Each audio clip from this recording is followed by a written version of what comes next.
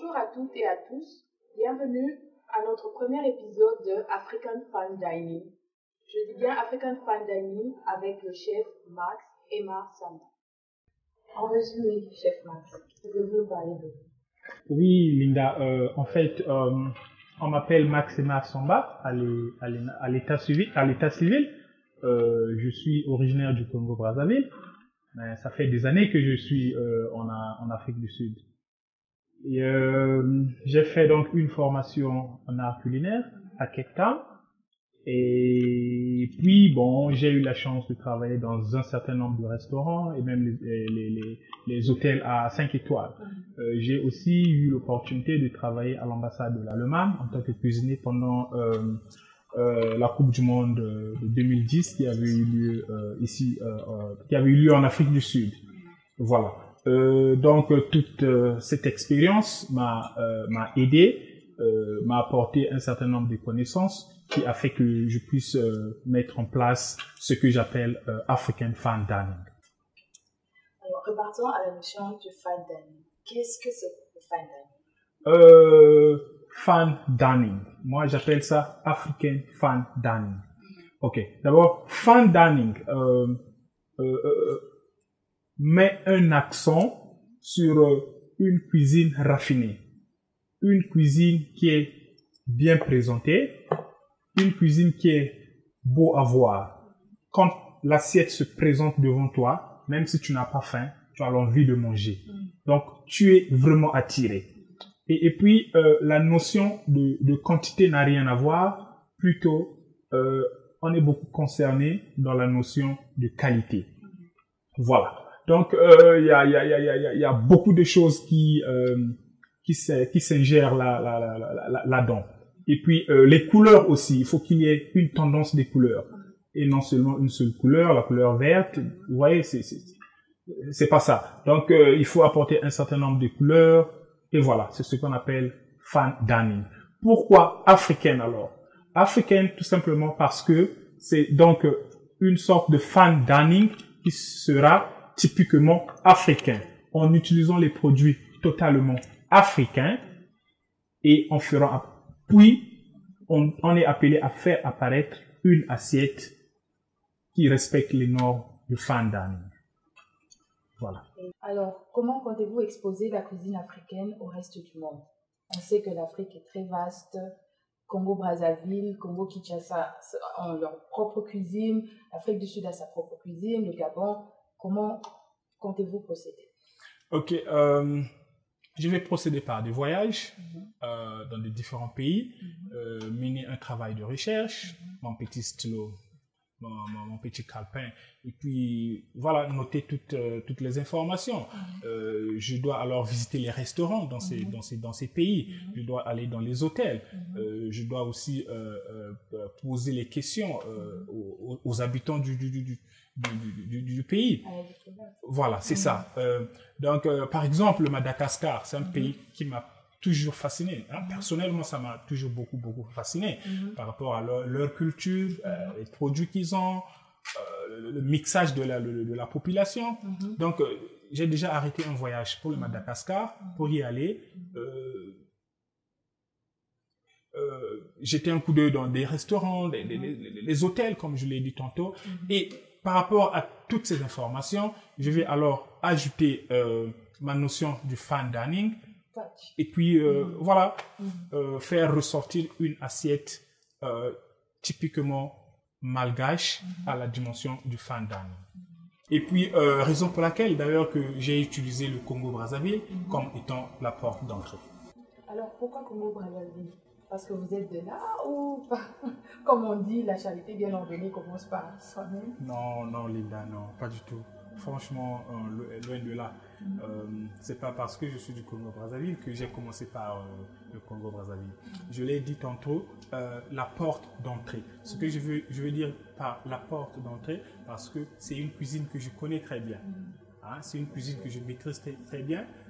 J'ai grandi au Congo-Brazzaville. L'art culinaire congolais, Brazzaville, c'est dans mon sang. C'est dans mon sang. Donc, j'ai pas vraiment fourni beaucoup d'efforts Je n'étais pas appelé à voyager, faire du travail de recherche, des choses comme ça. Ouais. Donc, raison pour laquelle je commençais par le Congo-Brazzaville. Ce n'est que ça. Et non la notion que tu viens de révéler, la charité bien ordonnée commence par soi-même. Non, non, non, non, non. Pas du tout. C'est pas ça, Linda. Alors, parlez-nous du menu. Voilà, le menu. C'est totalement africain. Voilà. Comme entrée, nous avions la soupe de chenille. Comme plat de résistance, nous avons du poisson servi avec la purée de taro et la sauce de la moine avec les champignons séchés. Je dis bien séchés.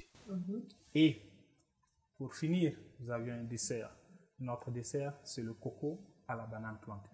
Ah, il y a aussi un dessert. Vraiment. Je m'y attendais.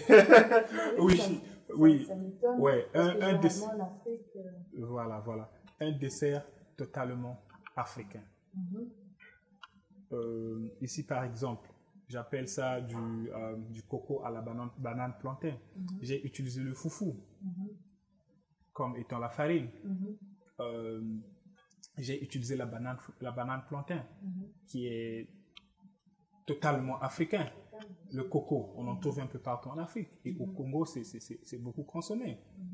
Et voilà, c'est un problème d'avoir une idée, de créer. C'est le problème ici de penser à quelque chose de nouveau. Vous voyez, nous avons beaucoup de produits en Afrique. Il y a beaucoup des fruits sauvages que nous pouvons utiliser. Il y a un fruit au Congo-Brazzaville que nous appelons le ntsuiteke. Mais le ntsuiteke, c'est quelque chose qui peut servir de beaucoup dans le dessert. Parce que généralement, nous connaissons la crème brûlée ou encore les autres desserts. Exactement. C'est ça le problème avec l'Afrique. Le dessert, ça n'existe pas. Quand il s'agit du dessert, on a tendance à faire recours aux recettes européennes, américaines. C'est pas ça, la crème brûlée. Elle est française. Cheesecake. Quelque part en Europe. Voilà. Pourquoi pas créer nos propres recettes? Il y a une mangue au pays, au Congo-Brazzaville, une sorte de mangue qu'on appelle la mangue boko. Une mangue très très délicieuse. Ça peut nous servir dans le dessert. Une ntsuiteke, tel que je le dis tantôt. Ça peut être servi aussi. Il y a aussi un autre fruit sauvage qu'on appelle comment on appelle ça? Le ntundu. Malheureusement, je ne connais pas le nom en français. Voilà. Donc, c'est un problème de créer. Voilà. C'est un peu ça.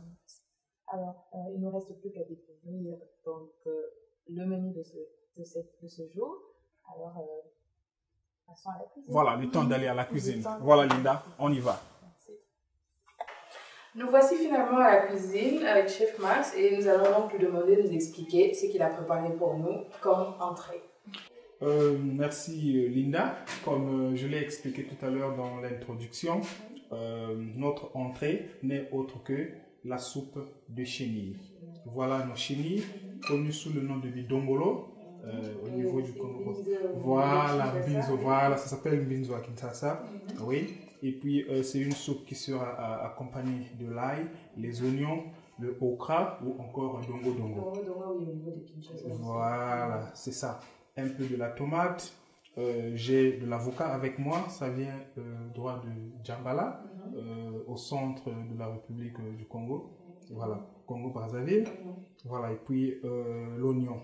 Là, nous avions le manioc. Kwanga, voilà, la chikwang, voilà. Là, nous avons le manioc, ça sera utilisé comme décoration. Mais voilà. Je ne savais pas qu'on pouvait aussi trouver des chenilles ici en Afrique du Sud. Non, tout est venu droit du Congo, ouais, c'est une commande spéciale, étant donné que c'est l'African Fine Dining, comme je l'ai dit tantôt, des produits typiquement africains, mais à une présentation un peu, voilà, spéciale. Donc, c'est un peu ça. Tout est vraiment africain. Premièrement, nous devons mettre un peu d'eau, puisque c'est c'est un peu séché. Il faut que nous puissions mettre un peu d'eau chaude pendant, disons, au moins 15 minutes. Et après cela, on peut commencer la procédure de préparation. Voilà, donc là, je vais ajouter de l'eau chaude.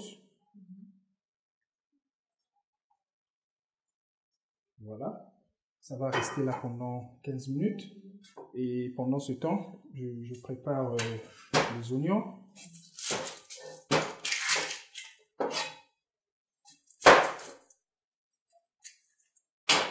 Voilà, et ça doit être coupé en petits morceaux, de telle sorte que ça ne soit pas trop visible. Voilà. Donc, pardon? Non, pour l'instant, on ne met rien du tout, jusqu'au moment où on va commencer le processus de cuisson. Voilà. Donc, voilà. Les oignons coupés en petits morceaux. Et pendant ce temps, je vais alors mettre ma marmite à feu et en marche. Voilà. Voilà, je veux juste attendre jusqu'à ce que c'est un peu la marmite est un peu chaude. Et puis je vais mettre un peu d'huile, les oignons, l'ail, jusqu'à ce que ça atteigne un niveau, c'est vraiment soft. Mais faire très attention à ne pas brûler les ailes. Voilà, puisque ça se brûle vraiment facilement. Voilà. Oh là là, l'oignon sud-africain, ça pique, hein. Ok, nous allons alors commencer la préparation. La marmite, elle est déjà chaude. Un peu d'huile. L'huile de palme aussi peut être utilisée. Il n'y a pas de problème. Mais là, j'ai utilisé l'huile d'arachide. Et puis les oignons. Un peu d'oignon. Essayons de tourner un petit peu, de remuer. Et puis, voilà. Merci Linda. Ça sent déjà bon. Vraiment, c'est même ça. L'ail, on continue à tourner.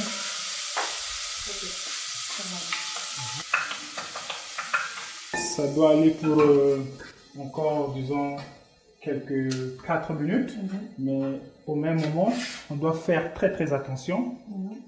Voilà, on peut un peu diminuer, de telle sorte que la cuisson puisse aller à petit feu. Voilà. Et du moment à l'autre, on est là. Ok, on doit tout le temps remuer, tourner, afin que ça ne puisse pas se brûler.